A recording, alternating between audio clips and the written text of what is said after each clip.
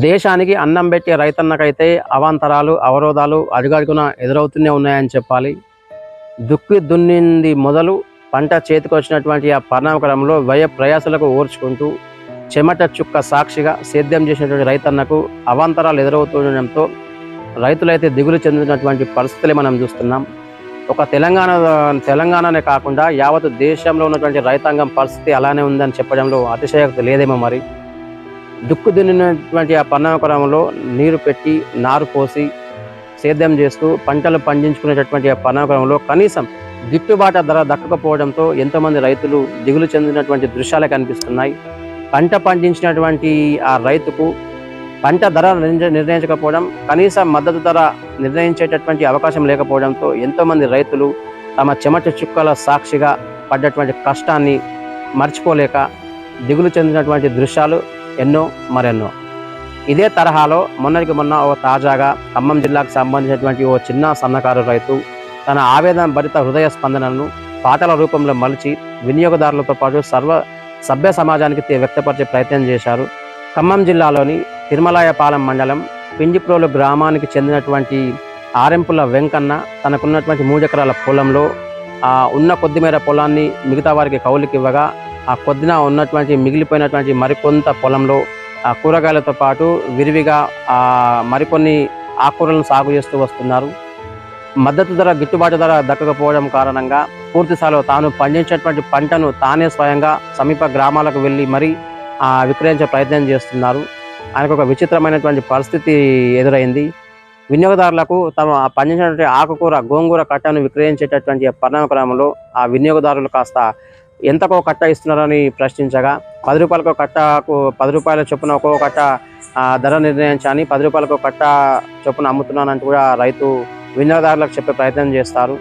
అక్కడ ఉన్నటువంటి వినియోగదారులు కాస్త బేరమడే ప్రయత్నం చేస్తారు. ఒక్కో గోంగూర కట్ట 5 రూపాయలకు మాత్రమే మేము కొనుగోలు చేస్తాం, 5 రూపాయలకు ఇవ్వండి అంటూ కూడా బేరమడే ప్రయత్నం చేస్తారు.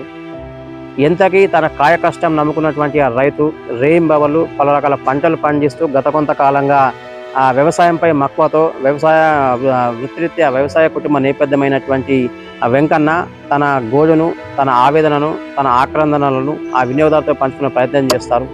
అందులో భాగంగా తనకున్నటువంటి కష్ట నష్టాలను బేరీజు వేసుకోవడమే కాకుండా తను వ్యయ ప్రయాసాలను ఓర్చుకుంటూ ఇన్నాళ్ళు సేద్యం చేసి చెమట చుక్క సాక్షిగా మండు టెండను సైతం లెక్క చేయకుండా రేయింబవళ్ళు పొలాల ఒడ్డున తిరిగి పంటలు పండించినటువంటి ఆ రైతన్న ఎంకన్న ఎట్టకేలకైతే తన ఆవేదన భర్త హృదయ స్పందనను సదరు వినియోగదారులతో చెప్పుకునే ప్రయత్నంలో భాగంగా ఆ హృదయ స్పందనను మాటల్లో కాకుండా పాటల రూపంలో మలిచి చెప్పే ప్రయత్నం చేస్తాడు.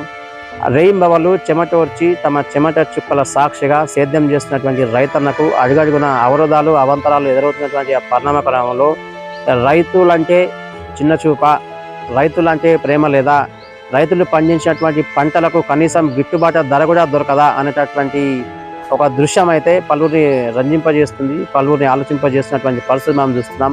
ఇదే అంశానికి సంబంధించి ఖమ్మం జిల్లాలోని పిండిప్రోలు గ్రామానికి చెందినటువంటి ఆ చిన్న సన్నకారు రైతు ఎట్టకెలకైతే తన హృదయ స్పందనను, తన హృదయ భరిత ఆవేదనను ఒక పాట రూపంలో మలిచి సభ్య సమాజానికి తెలియజేసే ప్రయత్నం చేశారని చెప్పచ్చు. రైతునయ్యి పుట్టినాను, రైతునయ్యి పెరిగినాను, రాయినయ్యి నేను పుట్టితే రందు లేకుండా ఉండనయ్యా అనేటటువంటి ఒక పాట పలువురిని కలిచివేస్తున్నటువంటి పరిస్థితి మనం చూస్తున్నాం. అన్న 10 రూపాయల నా గోంగూర, అయ్యో 5 రూపాయల. ఈ రైతు బదులు తెలుసానే? ఈ రైతు పత్తి బండి ఇచ్చినా, మిర్చి బండి ఇచ్చినా, చెనక్కాయ బండి ఇచ్చినా, ఏం బండి ఇచ్చినా ఏం ఫలితం ఉంది రైతు కాడ? అరే రైతు బాధ తెలుసానే అన్న? ఇది ఒకటి తెలుసా? రైతు బాధ తెలుసా? నేను పంట పండించిన రైతు పత్తి ఏ ఫలితం లేకుండా రైతునయ్యి పుట్టినాను, రైతునయ్యి పెరిగినాను, రాయినయ్యి నేను పుడితే రండి లేకుంటుందనయ్యా. పత్తి పంట నేను ఎత్తే మిత్తి కన్నా ఎల్లలే. ఏం బతుకు, ఏం బతుకు ఈ రైతు బతుకు చూడరా, ఏం బతుకు, ఏం బతుకు. అరే మిర్చి పంట నేను ఎత్తే ఖర్చులన్నా బూడలే. ఏం బతుకు, ఏం బతుకు ఈ రైతు బతుకు, ఈ బతుకు నేను బతుకాను.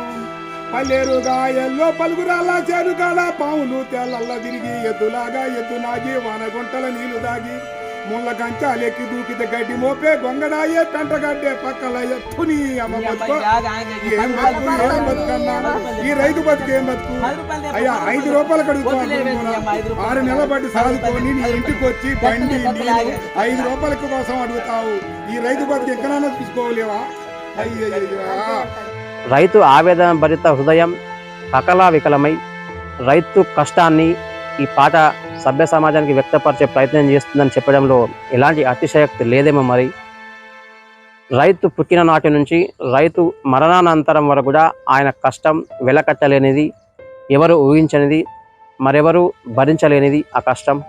ఆ కష్టాలేవి ప్రభుత్వాలకు కనపడవు, అలాగే వినపడవని కొంతమంది రైతులు ఇప్పటికే దిగులు చెందినటువంటి పరిస్థితి మనం చూస్తున్నాం. ప్రతి వ్యాపారంలోనూ ప్రతి కంపెనీలోనూ ఏ వస్తువు ప్రొజెక్షన్ చేసినా కూడా ఇంత ధర నిర్ణయించేటటువంటి కంపెనీలకు ఉన్నటువంటి స్వేచ్ఛ, దేశానికి అన్నం పెట్టి దేశానికి వెన్నెముకగా నిలుస్తూ వస్తున్నటువంటి రైతన్న పండించినటువంటి పంటలకు మాత్రం తాను పండించినటువంటి పంటలకు గిట్టుబాటు ధర కావచ్చు, కనీస మద్దతు ధర ప్రకటించుకునే అవకాశం కూడా ప్రభుత్వాలు ఇవ్వడం లేదంటే రైతుల పరిస్థితి ఏ రకంగా ఉందో మనం ఇట్లే అర్థం చేసుకోవచ్చు. ఖమ్మం జిల్లాలోని ఆ చిన్న సన్నకారు రైతు ఆరెంపుల ఎంకన్న తన హృదయ స్పందనను పాటల రూపంలో పెట్టి సభ్య సమాజానికి ఒక మెసేజ్ మాత్రం ఇచ్చినటువంటి పరిస్థితులు మనం చూస్తున్నాం. ప్రభుత్వాలు మారుతున్నాయి, పాలకులు మారుతున్నారు, రైతుల స్థితిగతులలో మాత్రం ఏమాత్రం నేటికి మార్పు లేదంటూ ఆ పాట మనకు చెప్పకనే చెప్తుంది. కాదు ఆ రైతు మనకు చెప్పకనే చెప్పినటువంటి పరిస్థితి మనం చూస్తున్నాం. దేశానికి పట్టడి అన్నం పెట్టి దేశానికి వెన్నెముకగా నిలుస్తూ వస్తున్నటువంటి రైతన్న ఆవేదనలు ఆక్రందనలు ఏమాత్రం ఆగడం లేదని చెప్పడంలో ఎలాంటి అతిశయోక్తి కూడా లేదని చెప్పాలి. నేటికి ప్రభుత్వాలు మారుతున్నాయి, పాలకులు మారుతున్నాయి, రైతుల స్థితిగతులు మాత్రం మారడం లేదు. పంటలు పండించేటటువంటి క్రమంలో రైతుల ఆవేదభరిత హృదయ స్పందన నేటికి ఇంకా స్పందిస్తూనే ఉంది. పంటలు పండించేటటువంటి రైతులు తమ పంటలకు గిట్టుబాటు ధర దొరక్క దళాలను ఆశ్రయిస్తే తాను పండించేటువంటి పంటలపై రైతుల పెత్తనం కాకుండా దళారుల పెత్తనం ఎక్కువ కావడం, వారే ధనవంతులు కావడం పట్ల రైతులైతే తీవ్ర స్థాయిలో విస్మయానికి గురవుతున్నటువంటి పరిస్థితులే మనం చూస్తున్నాం. ఇంత నేటి ఆధునిక యుగంలోనూ విజన్ 2025 విజన్లోకి చేరుకున్నప్పటికీ ఇంత టెక్నాలజీ పరంగా అభివృద్ధి చెందుతున్నటువంటి భారతదేశంలో కూడా నేటికి రైతుల ఆక్రందనలు ఆవేదనలు మాత్రం ఏమాత్రం తగ్గడం లేదని చెప్పాలి. పెంజిప్రోలు గ్రామానికి చెందినటువంటి చిన్న సన్నకారు రైతు ఆరెంపుల ఎంకన్న తనకున్నటువంటి కొద్దిమేర పొలంలో విరివిగా కూరగాయలతో పాటు పలు రకాల ఆకుకూరలు పండించు తానే స్వయంగా తాను పండించినటువంటి పంటను వినియోగదారులకు విక్రయించేటువంటి క్రమంలో ఆ ఉన్న కాస్త కొద్దిమేర వచ్చినటువంటి ఆ పంటను అమ్ముకొని తమ కుటుంబ పోషణను గావించుకునేటటువంటి ఆ పరిణామ క్రమంలో వినియోగదారులకు చెంతన వెళ్ళినటువంటి ఆ పరిణామ క్రమంలో ఆ వినియోగదారులు కాస్త బేరమాడేటటువంటి ప్రయత్నంలో రైతు మాత్రం పూర్తి స్థాయిలో తన ఆవేదనను, తన ఆవేదభరిత హృదయ స్పందనను పాటల రూపంలో మలిచి ఆ వినియోగదారులతో పాటు ఒక సభ్య సమాజానికి మాత్రం ఒక మెసేజ్ మాత్రం పాస్ చేసినటువంటి పరిస్థితి. రైతునయ్యి పుట్టినాను, రైతునయ్యి పెరిగినాను, రాయినయ్యి నేను పుట్టితే రందు లేకుండా ఉండునయ్యా అనేటటువంటి ఆ పాట పలువురిని కలిసివేసింది. మరికొంతమందిని ఆలోచింపజేసే ప్రయత్నము చేసింది. రైతు కష్టం ఎంత కష్టం, ఎంత నష్టం, రైతు కష్టం వెలకట్టలేనిదంటూ మరికొంతమంది పలు నిర్వచనాలు చెప్తున్నటువంటి ఈ పరిణామక్రమంలో రైతు కష్టం మాత్రం, రైతు కష్టం పట్ల, రైతు నష్టం పట్ల రైతుకున్నటువంటి ఆవేదభరిత హృదయ స్పందనను ఎవరు వినడం లేదు, మరెవ్వరూ స్పందించడం లేదు. రైతు కష్టం అంటే అంత అలుసా?